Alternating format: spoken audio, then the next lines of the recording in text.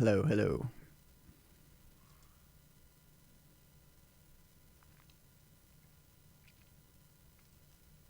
Back in November of 2018 in Tallahassee, Florida, a gunman enters a yoga studio and begins firing on the people inside. 7 months later, Washington Post is still trying to paint a picture of patriarchy bad. Men are toxic, and anyone who is in any of the groups associated with the shooter are bad men too. So stay tuned as I deconstruct the latest Washington Post article and show you how these mainstream media companies use sneaky language and fear to brainwash you right out of thinking critically for yourself. You're listening to the Unframe of Mind show, the place to have the most mind-stretching, unprotected, intellectual intercourse of your life. Your host, Daniel Wagner, battles the forces of evil by lobbing fiery balls of truth, reason, and evidence over safe room walls. So welcome back to another episode of the Unframe of Mind show, where we have uncomfortable conversations without a condom.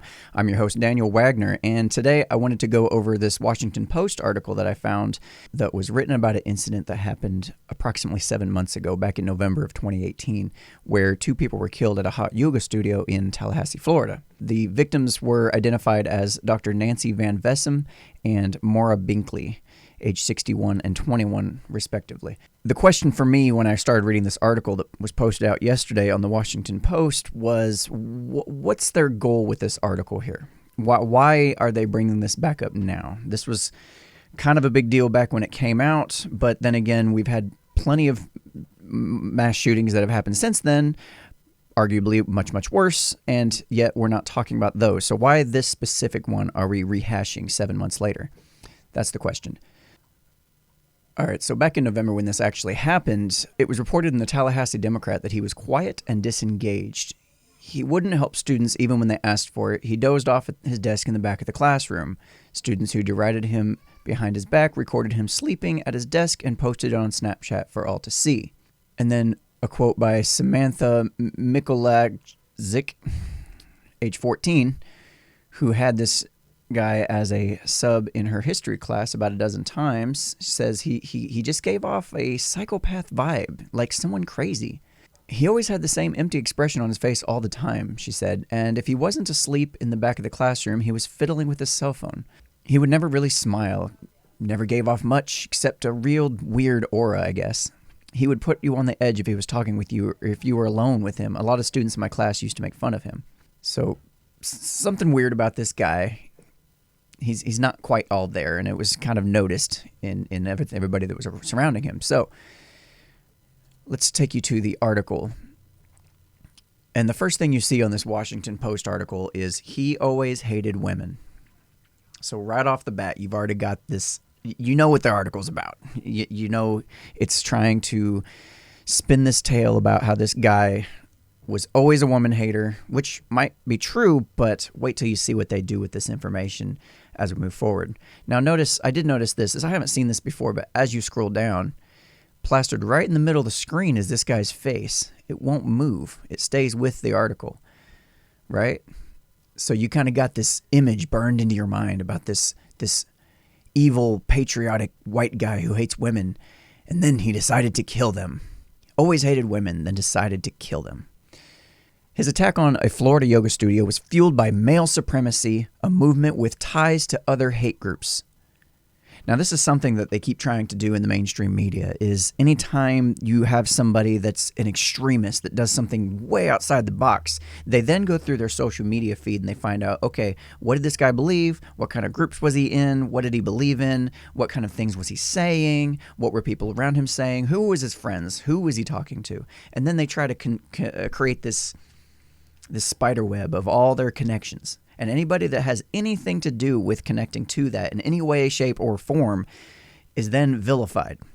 So you're going to see this as we move forward through this article. Now, understand, what this guy did, total bullshit. Total asshole move. Shouldn't have done it. Clearly, I'm not supporting what he did. I'm not trying to defend him in any way. What I am trying to do is point out how they can take an extreme event like this and tie it into other forms of manipulation. So let's go back to this nice big white pasted male face.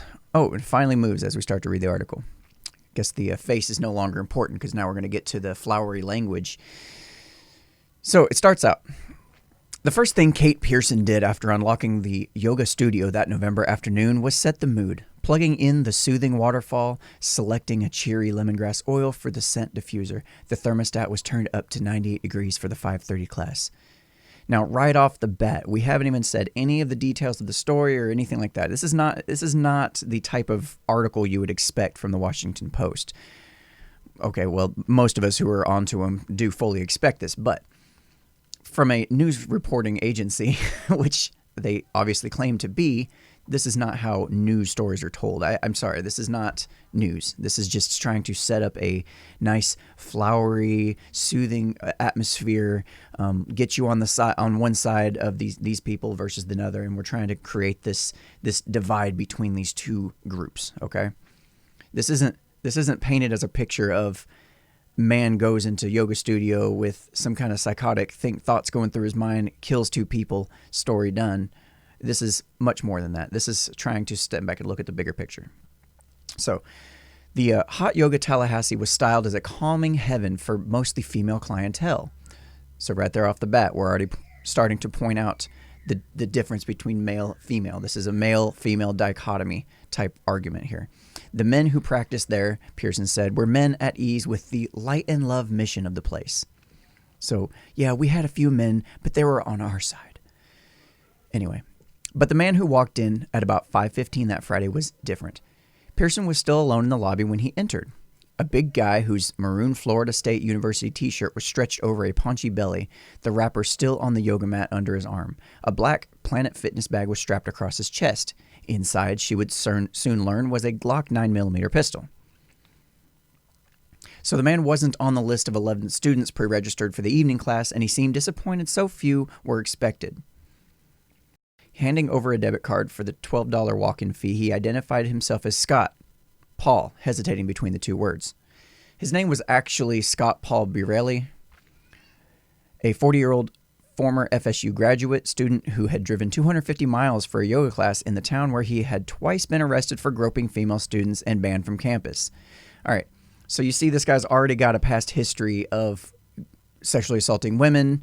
He's already been arrested for it. These are just the instances he was caught for. There's no telling how many other times he was caught doing this kind of behavior outside of that. So he's obviously got this vendetta against this particular area. Nobody drives 250 miles on just a whim when all it is, I just hate women and I want to kill women in general. So Birelli was an avowed hater of women, a man who repeatedly grabbed women in real life and fantasized about raping and killing them in a horrific collection of lyrics, poetry, and novels he began writing as a teenager. His interactions with the opposite sex had gotten him fired from teaching jobs, booted from the army, and hauled before the principal of his high school. He traced his fury at women, quote, just beneath their blushing lashes and their innocent smiles lies the most rancid and putrid sickening essence, end quote, to the girls who both aroused and frustrated him in 8th grade.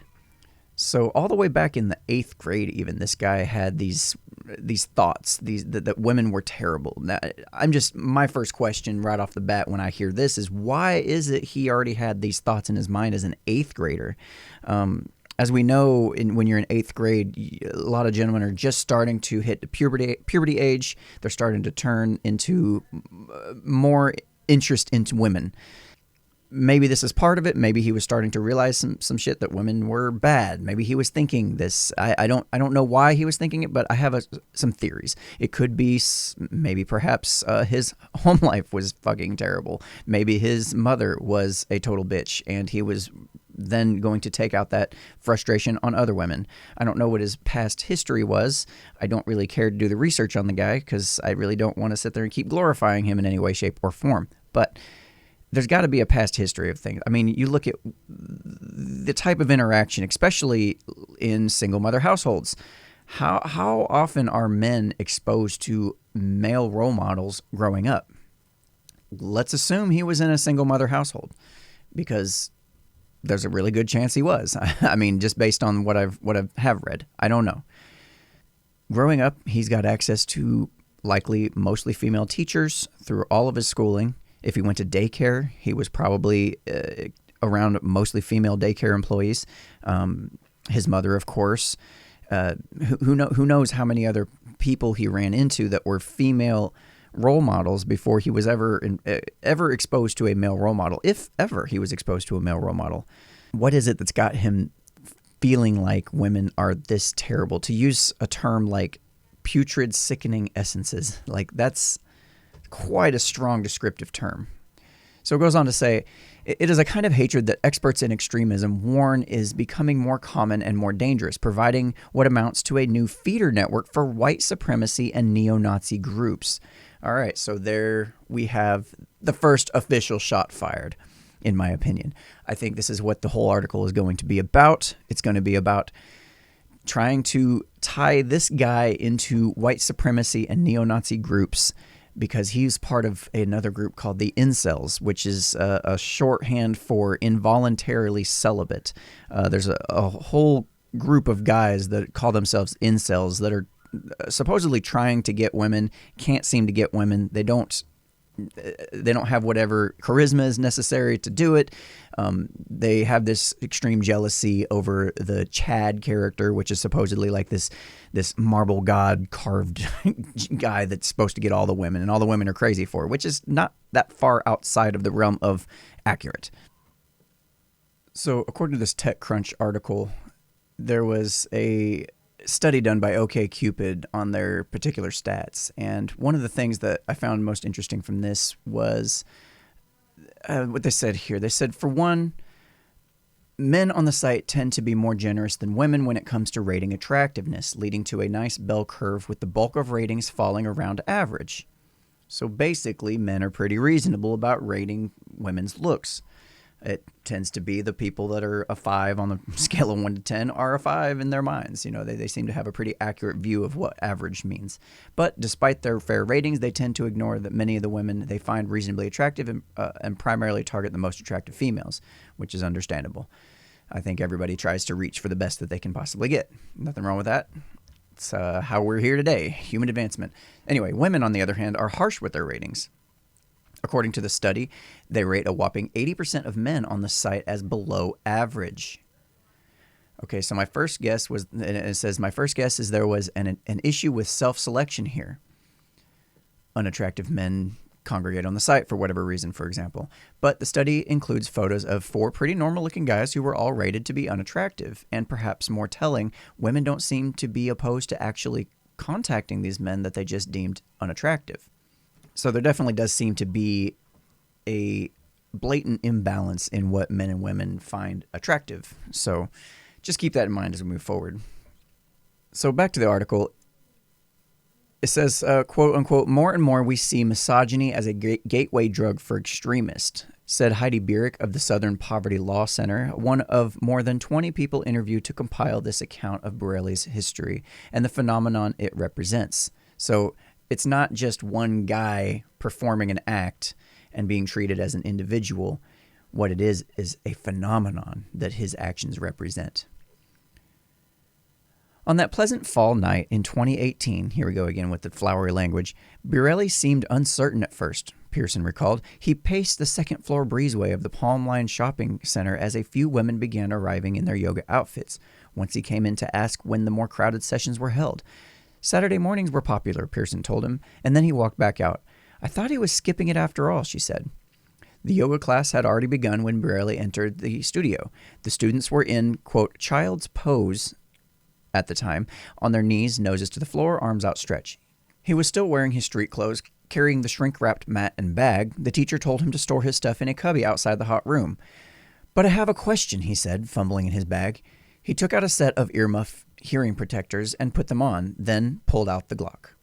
For a moment he stood still, displaying the gun, according to one of the students who looked up to see him, a big man in a power pose of his own. So that line right there, a big man in a power pose of his own. This is meant to put this fear into you, to strike this image of this man looking all tough and superior and trying to stand over everybody. And it's just kind of this sneaky way they do of trying to paint this picture that makes you feel like this is a really like men in general when they're in their power pose are bad. Like, no, that has nothing to do with anything. He stood there with a gun and fired on the people. Okay, that's pretty much what happened. But we want to paint this picture for you, right? So that way you associate this guy and any guy that stands in a powerful, confident stance as bad or evil or somehow to be looked down upon. Then he pointed it at the woman closest to him. Now notice there's this nice little video playing. It's called Male Supremacy, a Gateway Drug for Extremists. So we move on to some more past history. So we've got him up to the point of pulling the gun. He's standing there and, oh, wait, we got to take a dramatic pause for more information. We got to take that line we just said and now paint an even bigger, more detailed picture for you so you understand what we mean by this powerful male pose. So in 2018, a few months before Borelli stood in that studio, the Southern Poverty Law Center added a new category to its tracking list of hate movements around the country: male supremacy. The term encompasses a worrying new array of assaults by men who view women as genetically inferior, inherently treacherous, or unwilling to provide them with the sex and submission they see as their birthright. Oh, for the love of God, I'm sorry. A male supremacy movement? Maybe there might be a lot of disgruntled men that are upset because they can't seem to get laid, that they are constantly being ignored by women. I get that, but I can't personally say. I know my personal experience is not evidence to the contrary of this particular point, but I'm sorry. Never in my life have I met anybody that even remotely falls into this category. Most men I meet love women, like absolutely love them, and will do anything they can. The term encompasses a worrying new array of assaults by men who view women as genetically inferior, inherently treacherous. I had just read that, so let's move on. It's a trend with roots both ancient and new. Condemning women as a gender dates to at least the ancient Greek myth that blamed Pandora for unleashing evil into the world. But in the digital age, misogyny is being stoked within hundreds of online chat rooms and forums, echo chambers of grievance that drive some men to cyberbullying and far smaller number of violence. So I was curious about that reference to Pandora's, the evil women being unleashed on the world, and I wanted to look up the meaning of Pandora's box, see what exactly the story was about, because I've heard the story, but I don't remember all the details. Now, basically, it's a metaphor in our modern languages, and the proverbial phrase refers to a source of endless complications or trouble arising from a single simple miscalculation. Now, I'm not sure how they can say that we're condemning women as a gender when, according to this here, it's saying that, Zeus had Hermes hammer the first human woman, Pandora, out of the earth. Hermes made her lovely as a goddess, Hermes is a male, with the gift of speech to tell lies, and the mind and nature of a treacherous dog. Athena, who's a female, dressed her in silvery clothing and taught her weaving. Hephaestus, don't know, crowned her with a marvelous golden diadem of animals and sea creatures. Aphrodite, female, poured grace on her head and desire and cares to weaken her limbs. Pandora was to be the first of a race of women, the first bride and great misery, who would live with mortal men as companions only in times of plenty and desert them when times became difficult. Her name means both she who gives all gifts and she who was given all gifts. Never let it be said that Greeks had any use for women in general.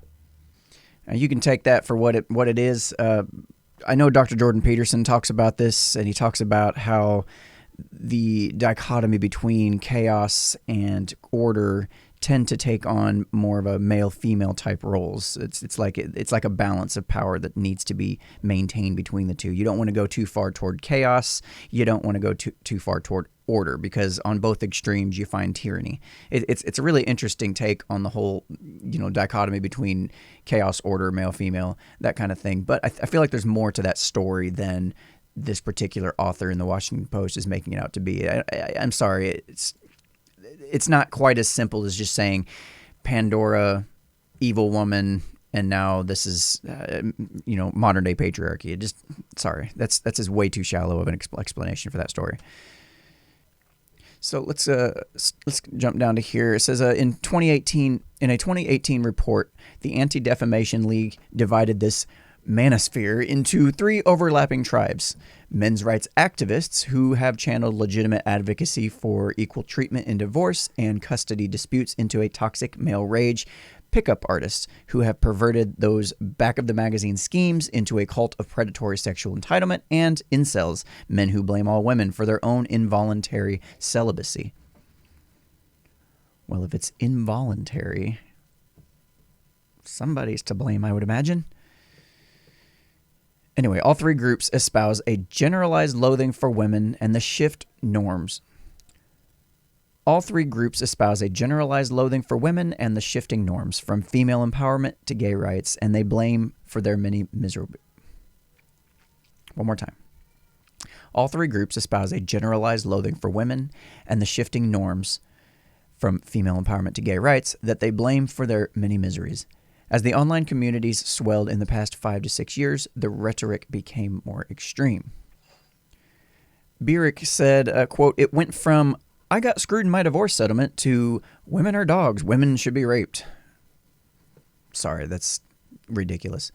There might be a few guys out there like that, but and this guy here might have been exactly like that, but men in general, not even close. This is not a toxic masculinity, all men are evil. It's not the case. It's not the case. So the FBI began tracking hate crimes against women in 2013, though the agency's statistics have been long plagued by major inconsistencies in the ways thousands of police departments around the country define and report hate crimes.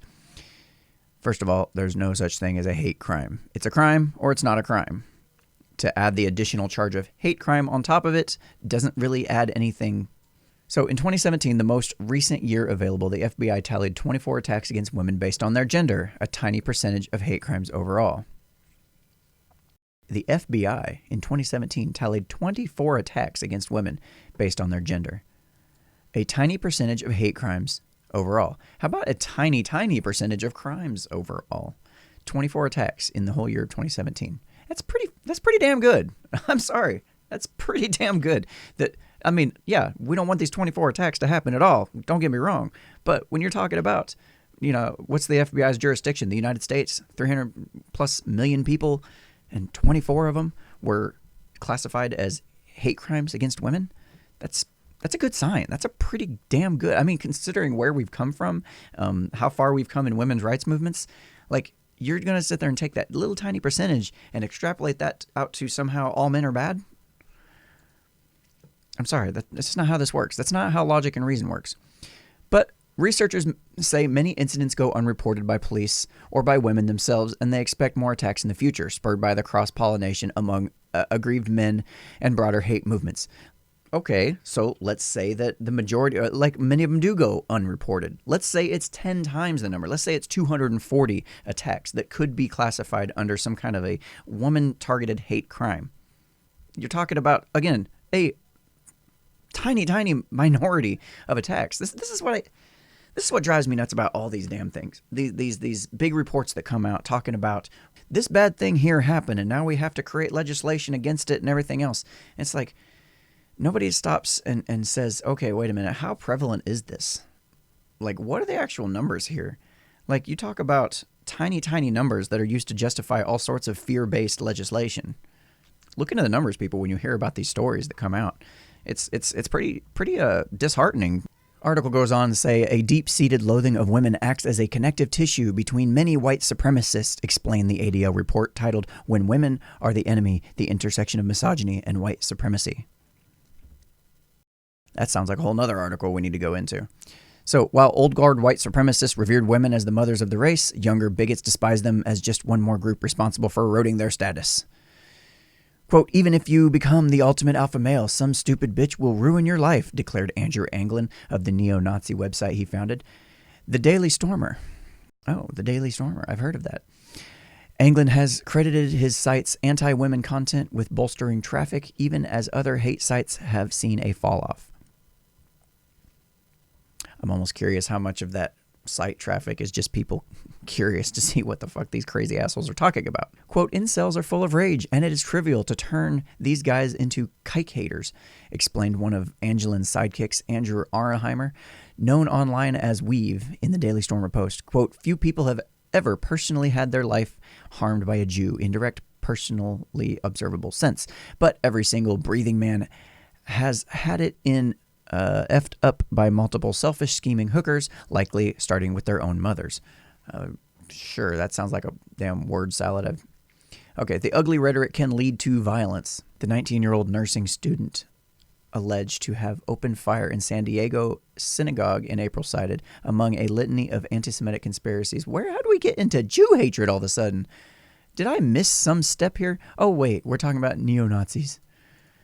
So we're trying to tie this guy who went into a yoga studio and killed 2 people to Jew haters. All this in an ever increasing attempt to tie all these different groups that aren't the left together. Incels, adherents in particular, who dreamed of destroying women they long for, derisively named Stacys, and the attractive men Chads, who have better luck, have emerged as killers. So we're going on. We're giving a lot more history. We're trying to tie him to all these other and the rise of these murders and these styles of killings. We got in 2014 a rampage in Santa Barbara, California. A 22-year-old college dropout named Elliot Roger used guns, a knife, in his car to kill 6 and injure 13 before shooting himself, blaming the attacks on his inability to get a girlfriend and his disgust at interracial couples.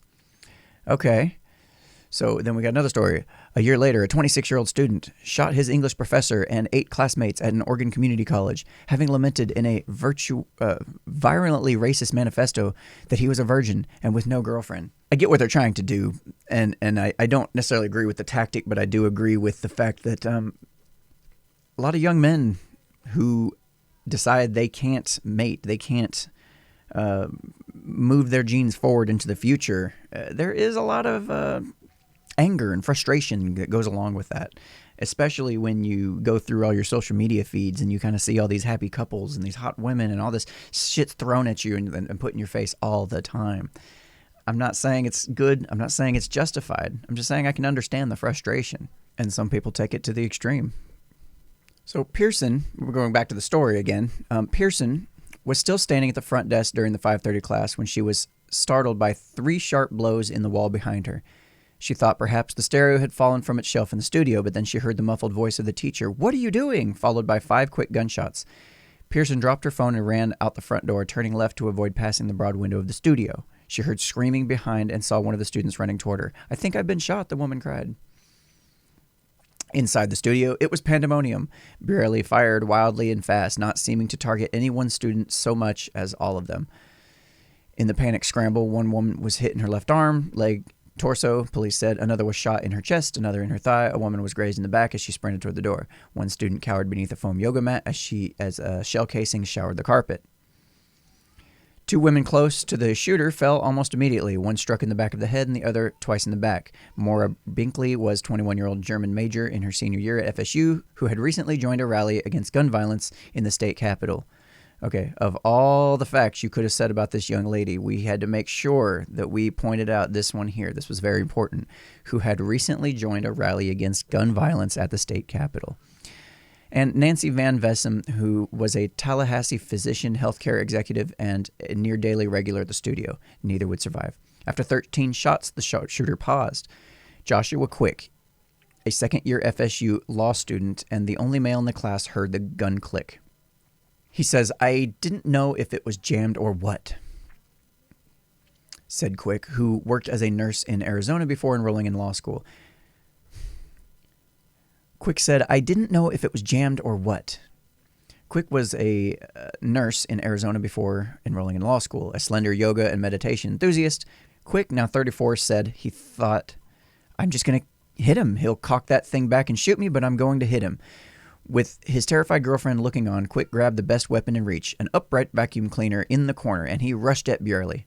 So, yeah, let's say, for example, that maybe perhaps there was some kind of gun policy here. Maybe these people had more at their exposure or more at their disposal than a vacuum cleaner to try to take out this guy.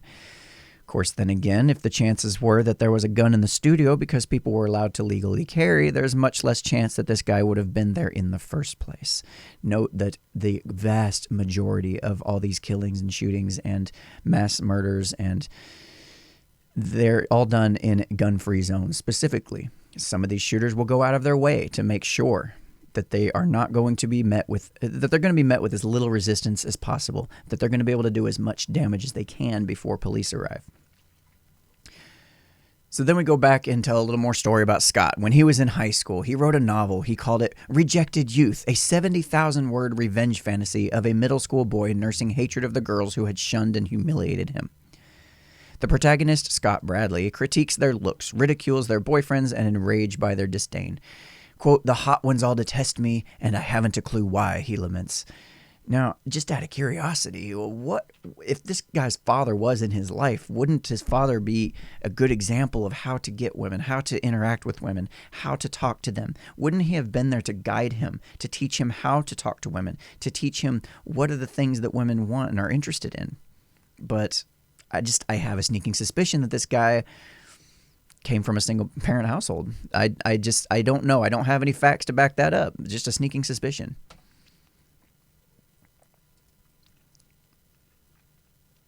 So in the story, the boy murders them brutally one by one, even as he admires their bodies. In the final scene, he cuts the throat of the clique's ringleader before he throws himself off a roof with the cops closing in. So he's kind of acting out these sick fantasies in his head. People have known about this guy. Like, how old did we say he was before? Here we go. 40 years old. 40 years old. Okay?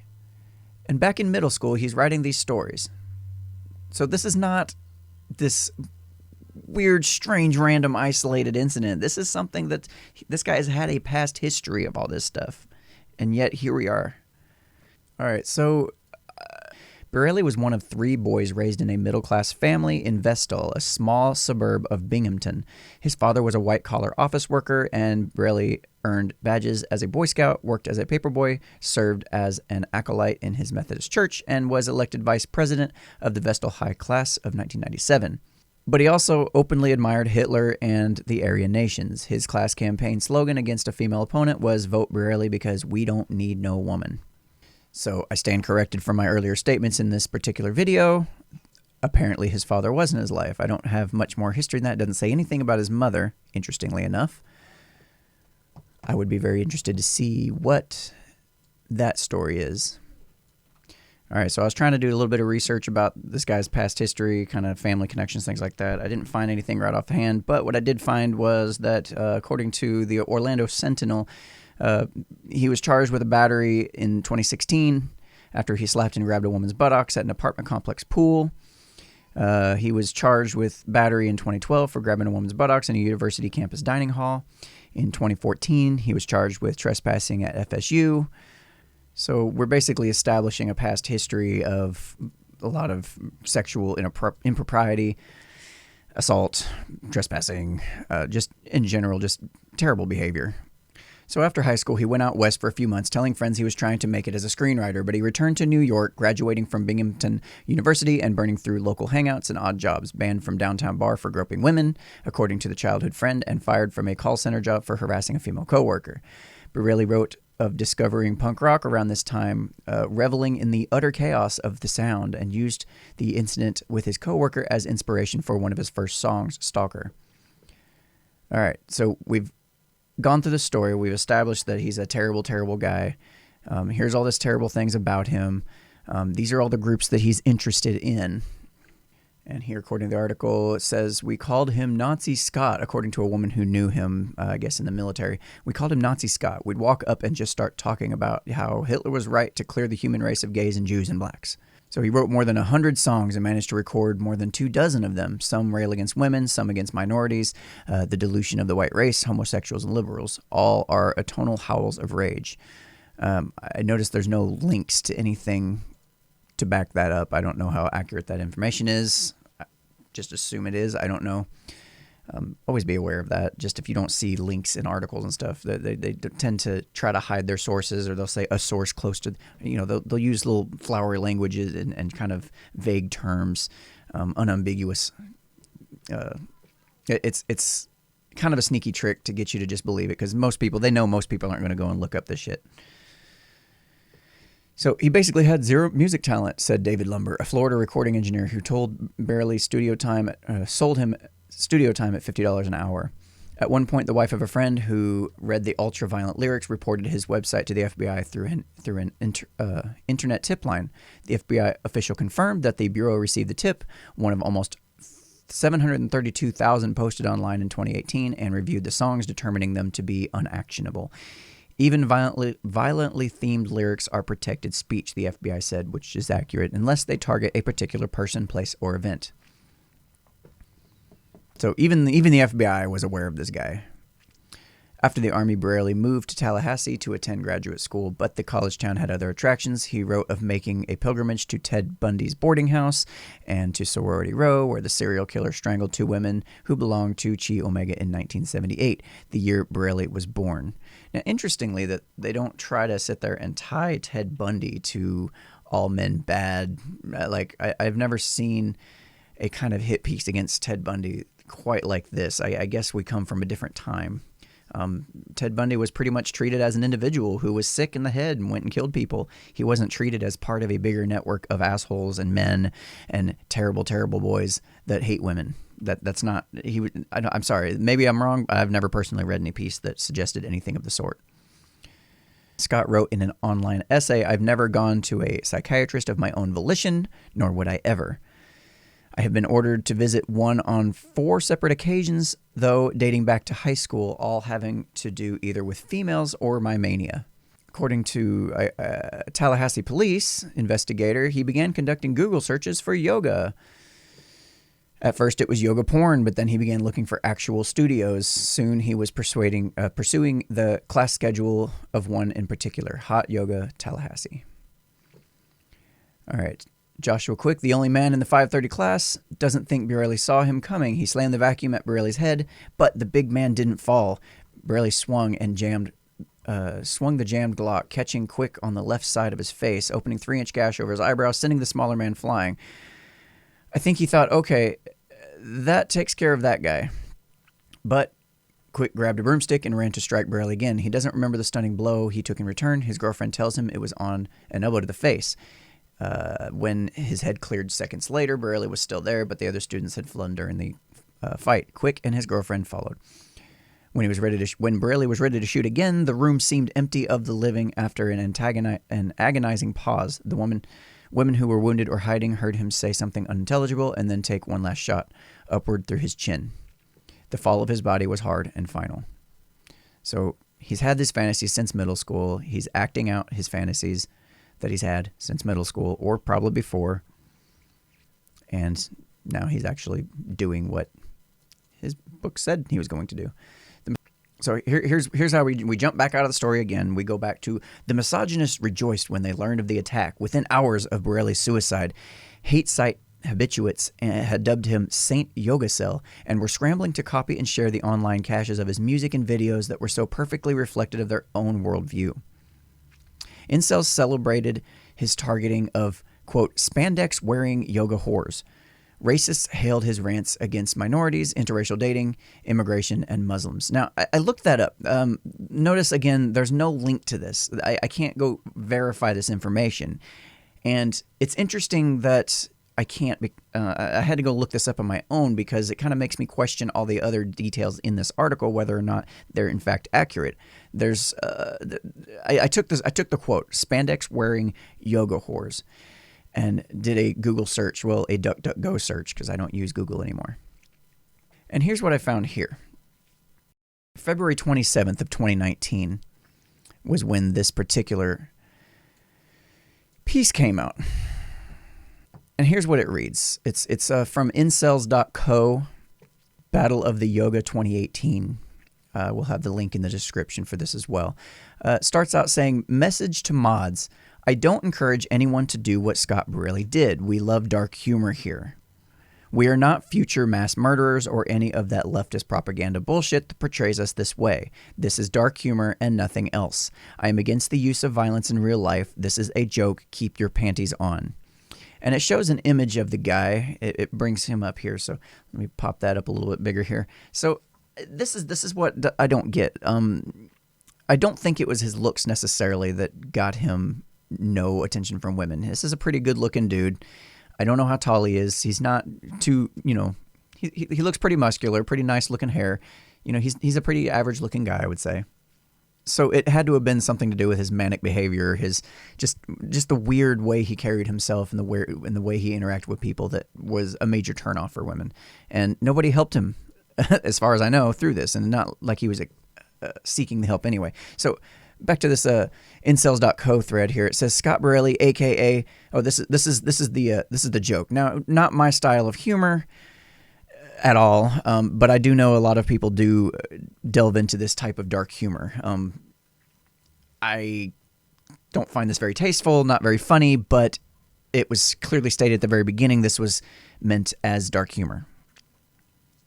Not how the Washington Post article stated it as they were celebrating his targeting of spandex wearing yoga whores.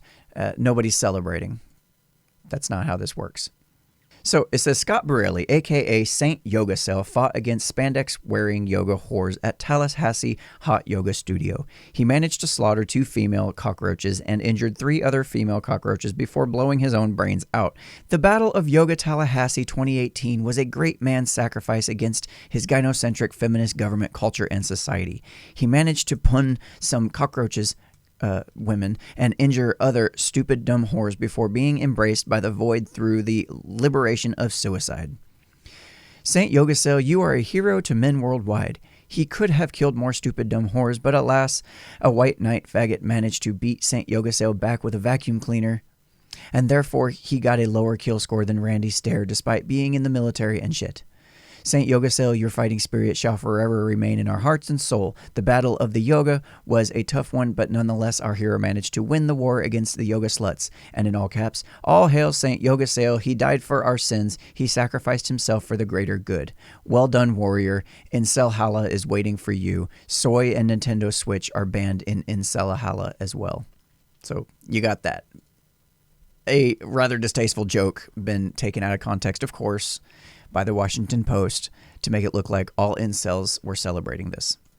Not the case. So there you have it. You have another article just posted for the sheer purpose of tying the actions of one person into a much larger arena, a much larger group, a spider web of other connections. And they spent the entire article, I don't know how many words this thing is, it's a ridiculous amount, but basically spends the entire article pointing out how this guy was interested in this group, this guy was interested in that group, he thought this, and therefore it sets up this false narrative of this guy thought that, therefore all other people or all of the men seem to think that too. Like all these other guys that are in these groups are just a bunch of women haters that want to just rape women, and like that's just not the case. Some of these people have legitimate complaints and legitimate concerns. I know they did make an effort in the article earlier to try to point to that, but it's not like the vast majority of the people in these groups, while they may have irrational views on what their reality is, most people do online. Most of them aren't ever going to act out any of this. This is one guy, one example that was taken and blown up into a much larger story by the Washington Post to try to demonize men. All right, if there's any other articles you'd like me to go through and deconstruct and tear apart like this one, please let me know. Head over to unframeofmind.com and just contact me there. You can check out all of our great content, memes, articles, videos, podcast, basically anything that comes out of my little head is there. And feel free to send me a message and let me know what you want to talk about. And if you feel like I'm way off base, let me know about that too. I'd like to do as good of a job as I can for you guys. So please hit me up, unframeofmind.com. And unframeofmind@gmail.com, and at any other social media source at Unframe of Mind. Looking forward to hearing from you.